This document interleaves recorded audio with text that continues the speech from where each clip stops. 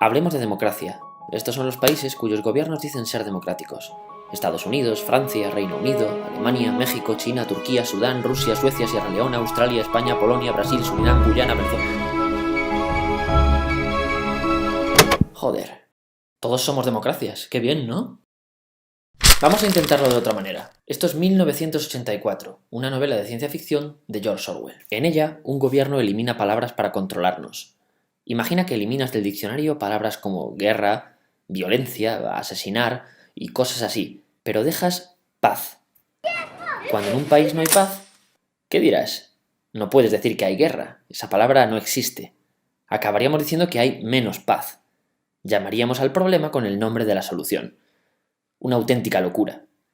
¿Y si nos está pasando algo parecido? ¿Qué haces? Pues un vídeo como... ¿Un vídeo como el de Siria? Pues sí, bueno, os presento a mi padre. ¿Me puedo quedar a mirar? ¿Quieres que te ayude? Sí, venga.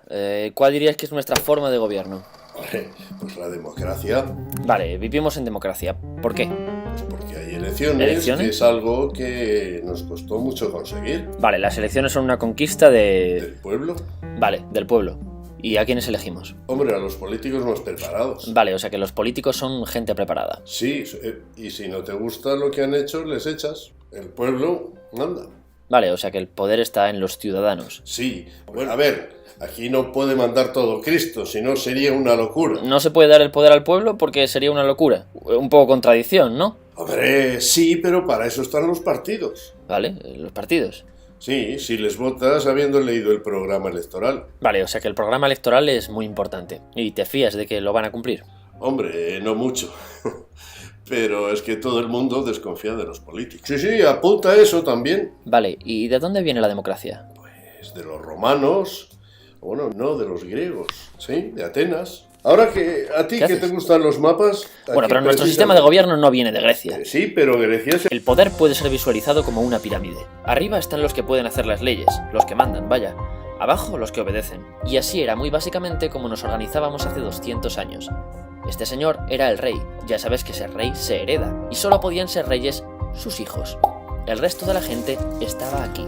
En Francia, para que no fuera tan visible que ellos tenían todo el poder, los reyes consultaban de vez en cuando a una asamblea donde estaban los nobles, la iglesia, y de todo este resto que quedaba, se eligió a la gente con profesiones prestigiosas, abogados, comerciantes, los burgueses. A los burgueses les había volado la cabeza un libro, El contrato social, de Rousseau. Rousseau dijo que todos debemos participar en hacer las leyes. De lo contrario, no son leyes. Así que lo que hacían los reyes no eran leyes. ¿Cómo lo solucionaron? Quitando al rey. Ahora, ¿quién haría las leyes? Rousseau dice que para que una ley sea ley, todos debemos participar en hacerla. Pero hay varias maneras de que todos participemos. Una de ellas es que elijamos a representantes. No haremos las leyes nosotros, pero nos consultarán y nos pedirán permiso para aprobarlas. Perfecto. Los de abajo han dicho que sí. Ahora esto es una ley. Las repúblicas que nacieron por aquel entonces, como la República Francesa y los Estados Unidos, optaron por esta vía y se llamaron a sí mismas repúblicas de gobierno representativo. ¿Y quién podía elegir a los representantes? Solo los considerados libres, hombres, mayores de 25 años e independientes económicamente, gente con dinero y propiedades, mayoritariamente burgueses. Resultado, los que eligen y los elegidos son del mismo grupo. Así que la elección no es una conquista del pueblo, es una conquista de un grupo, de una élite.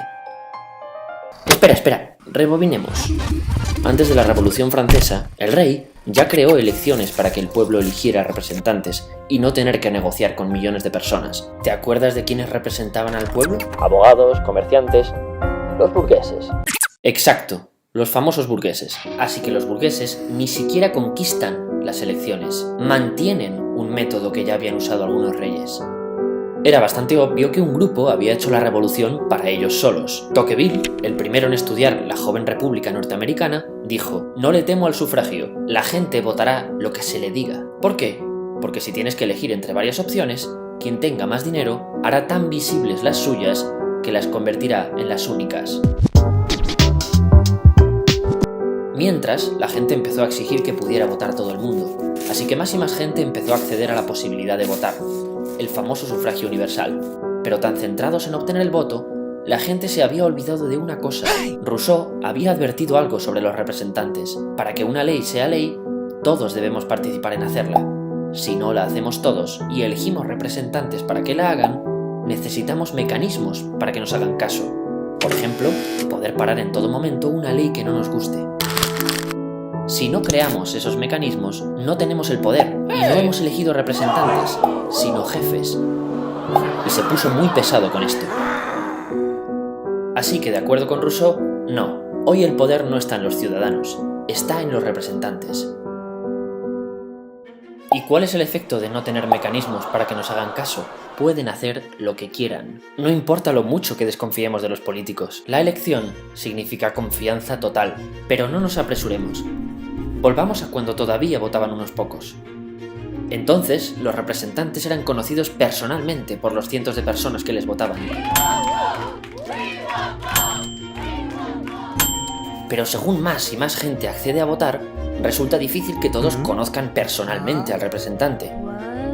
Entonces aparecen los partidos de masas, que clasificaban a la gente por ideologías. No importa la persona, conoce sus ideas. Aquí nacen los programas electorales, paquetes de promesas que hacen los partidos. Sin embargo, acuérdate de cómo está hecho el sistema.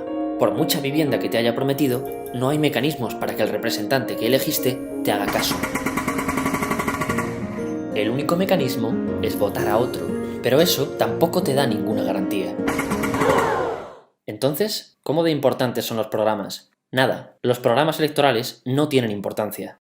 Y espera, no hemos hablado de cómo funciona un partido, otra pirámide. Si quieres llegar a ser un representante, tendrás que ir escalando en la pirámide de poder. ¿Cómo se hace?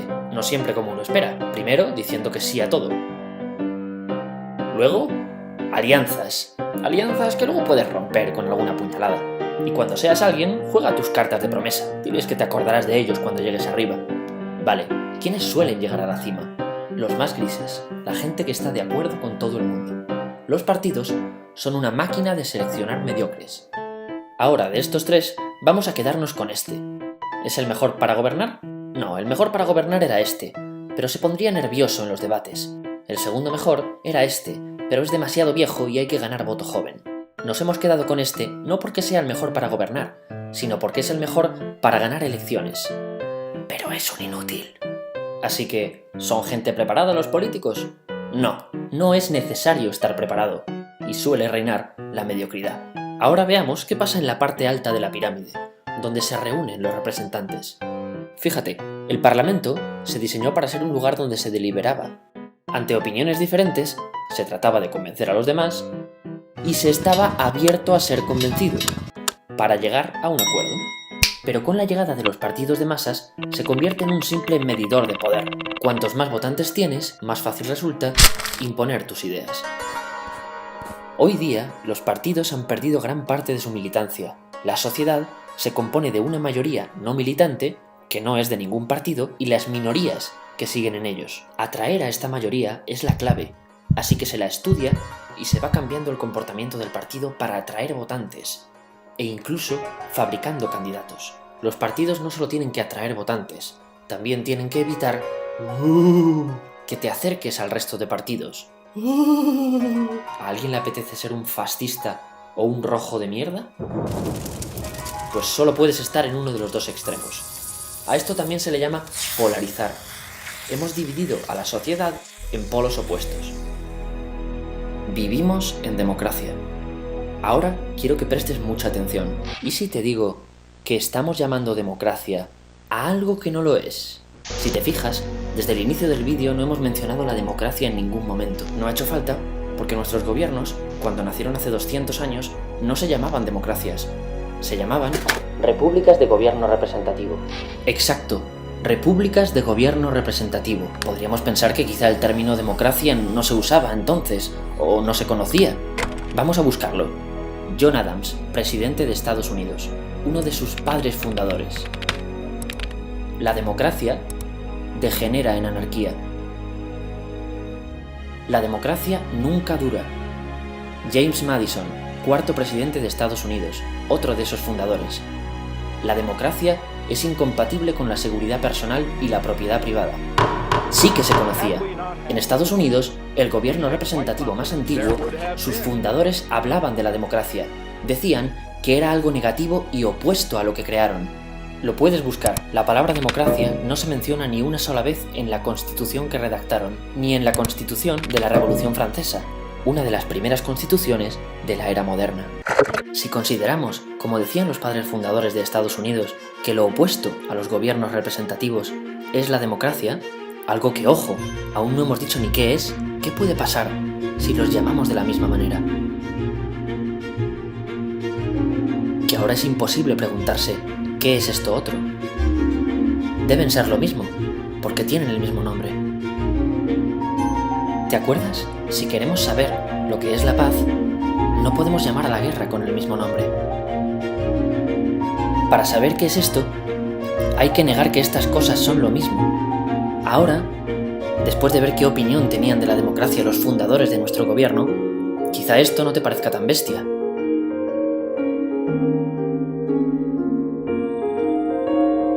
Bueno, igual sí que es un poco bestia. Bueno, por muy bestia que sea, es la única manera de preguntarse. Entonces, ¿qué es democracia? Como las cintas de antes, esta es una historia con dos caras. La cara A ya la conoces, los gobiernos en los que vivimos. La B es algo que crees conocer, pero en realidad desconoces. Si te ha volado la cabeza saber que no vivimos en democracias, te va a encantar descubrir lo que significaba vivir en una. Lo tienes a un solo clic.